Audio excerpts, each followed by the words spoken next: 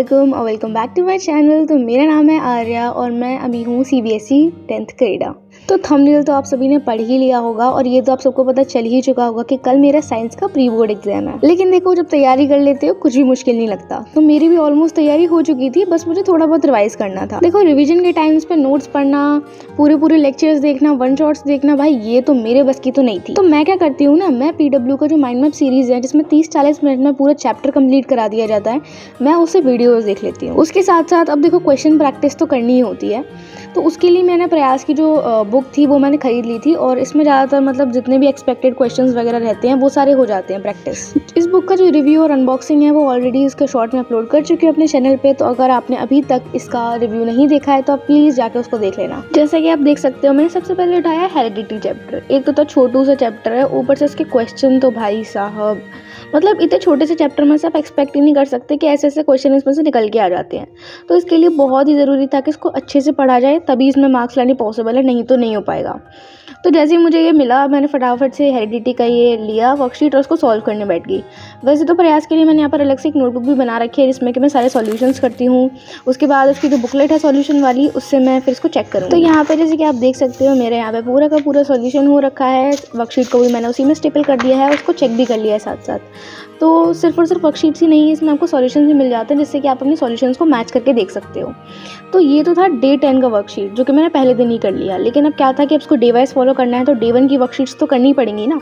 तो डे 1 में मैंने सबसे पहले उठाया इंग्लिश। वैसे तो इस वर्कशीट का रिकमेंडेड टाइम था 1 घंटा, लेकिन उतना टाइम मुझे नहीं डिवोट करना था अभी इंग्लिश में, तो मैंने सिर्फ लगाया 30 मिनट का टाइमर और उसमें इसको पूरा कंप्लीट भी किया।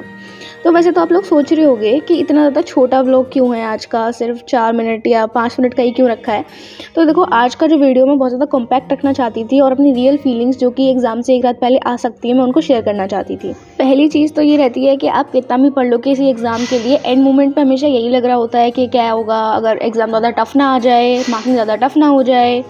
अब आपको लग रहा होगा ये सारा उन बच्चों का होता है जो कि पढ़ते लिखते नहीं है, या फिर हो सकता है जो बिल्कुल एंड मोमेंट पर पढ़ते हैं। तो मैं आपको एग्जाम्पल देके समझाती हूँ कि मैं ऐसा क्यों कह रही हूँ। इंग्लिश का जो प्री बोर्ड 1 था उस वाले टाइम पे मैंने, पता है, 9 सैम्पल पेपर सॉल्व किए थे। मतलब हाँ, 9 सैम्पल पेपर्स मैंने सॉल्व किए थे, लेकिन उसके बाद भी मुझे ऐसा लग रहा था कि मतलब थोड़ी नर्वसनेस थी कि पता नहीं ज़्यादा टफ ना आ जाए, सैम्पल पेपर से थोड़ा और लेवल उठा हुआ ना आ जाए। तो मुझे सारी चीज़ें लग रही थी, बट ऐसा कुछ हुआ नहीं। Coming back to this video, तो मैं बस ये बताना चाहती थी फॉर एग्जाम्पल देके कि मतलब आप कितना भी पढ़ लो, मेरे साथ तो सीन यही होता है कि आप कितना भी पढ़ लो, मेरा साथ तो हमेशा का है कि नर्वसनेस तो रहती ही है। तो इसलिए मुझे कभी भी ऐसा मेरे साथ रिकॉर्ड है कि कभी भी एग्ज़ाम से पहले वाली जो रात होती है मेरी या तो पढ़ने में जाती है या फिर नर्वसनेस में जाती है। तो मैंने चूज़ किया कि क्यों ना पढ़ ही लें।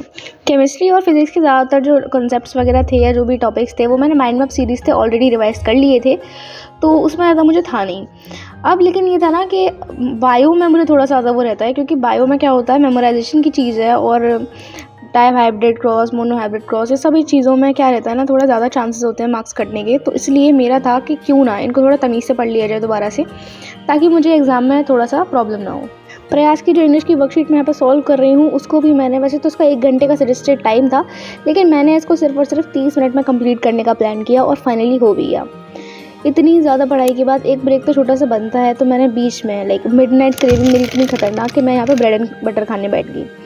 इसके बाद ख़त्म करने के बाद मैंने यहाँ पर शुरू करा जो मेरा इंग्लिश का जो मैंने सॉल्व किया था इसको चेक करना। तो सॉल्यूशन की जो बुकलेट है उसी से आप इसको चेक कर सकते हो, अपने सॉल्यूशंस को देख सकते हो। साथ के साथ जो भी आपका स्कोर रहता है फिर उस हिसाब से आप अपने आप को स्कोर कार्ड में अपने मार्क्स मेंशन कर सकते हो और उस हिसाब से आप अपना जो प्रिपरेशन है उसको आप एनालाइज कर सकते हो। सुनने में तो सब कुछ कितना रोज़ी और एस्थेटिक लग रहा है, बट करने में जान निकल जाती है।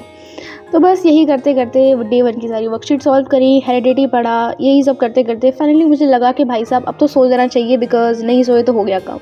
तो बस यही था आज का video. I hope you like it.